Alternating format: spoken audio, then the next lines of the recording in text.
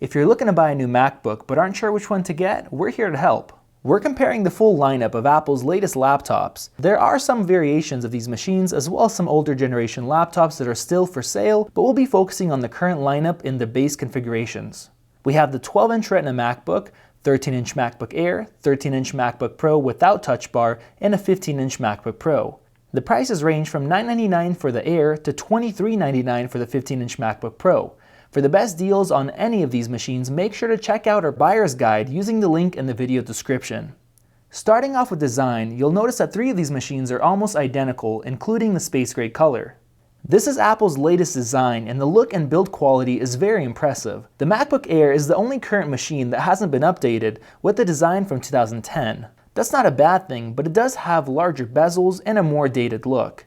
The other Macs have sharper edges, smaller bezels, and a metal hinge resulting in a premium feel. This new design affords a more compact size as well, allowing the 13-inch MacBook Pro to be smaller and thinner overall than the MacBook Air, even though they have the same screen size. The Retina MacBook is the smallest and lightest of the bunch, and also the only machine that is fanless due to its lower power Core M processor. Moving on to ports, the MacBook Air is the only one with standard USB as well as Thunderbolt 2, an SD card reader, and MagSafe. This means that all your standard devices will work without adapters, and MagSafe will protect your machine if your charging cable is prone to being yanked. Apple's latest machines use only USB-C ports for both charging and data transfer.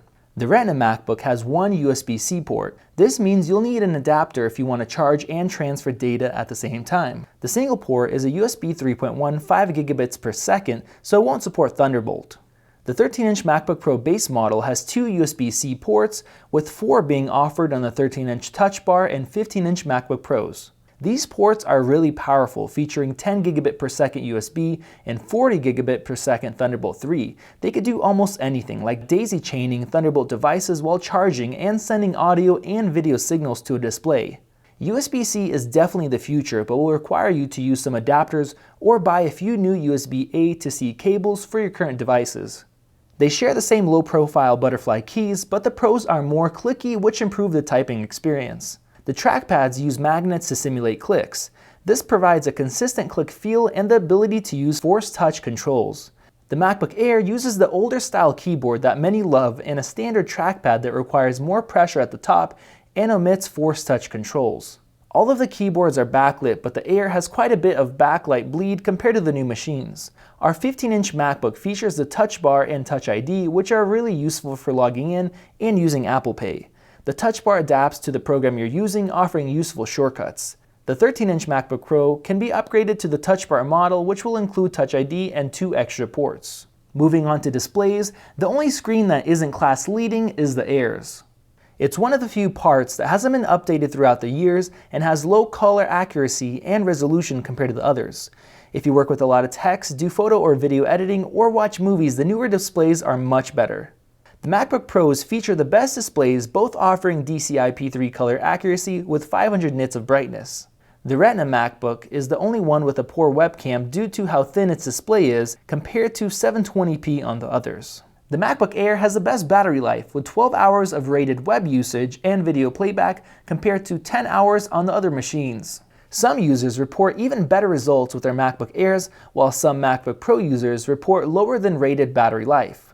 Moving on to performance, the Retina MacBook is the least powerful because of its fanless Core M processor. The 13-inch MacBook Air and Pro are fairly close in performance since they are both i5 dual cores, with the Pro taking the lead in graphics because of its Iris GPU. The 15-inch is the most powerful because of its quad-core i7 processor and a dedicated Radeon Pro graphics card.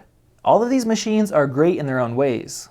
The MacBook Air is a good choice if you want a machine with legacy ports and fantastic battery life. If you need the thinnest, lightest machine and use it mainly for surfing the web and email, the 12-inch MacBook fits that need perfectly. The MacBook Pros are the most powerful and flexible machines. If you need lots of performance and a larger screen size for heavy photo or video editing, along with other intensive tasks, the 15-inch MacBook Pro is the right machine for you.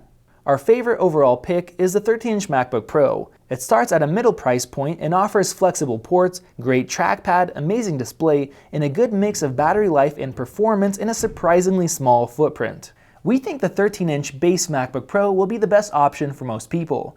If you want a little bit more performance, we suggest upgrading to the 13-inch MacBook Pro with Touch Bar instead of upgrading the base non-Touch Bar model to the i7 processor. The Touch Bar i5 processor is about as fast as a non-Touch Bar i7, and for the same money you'll also gain faster graphics, 2 more USB-C ports, and a Touch Bar with Touch ID sensor. For the best deals on any of these laptops, make sure to check out our Mac Buyer's Guide using the link in the video description. This has been Max with Apple Insider, and for more news, reviews, and how-tos, check out appleinsider.com and subscribe to Apple Insider on YouTube.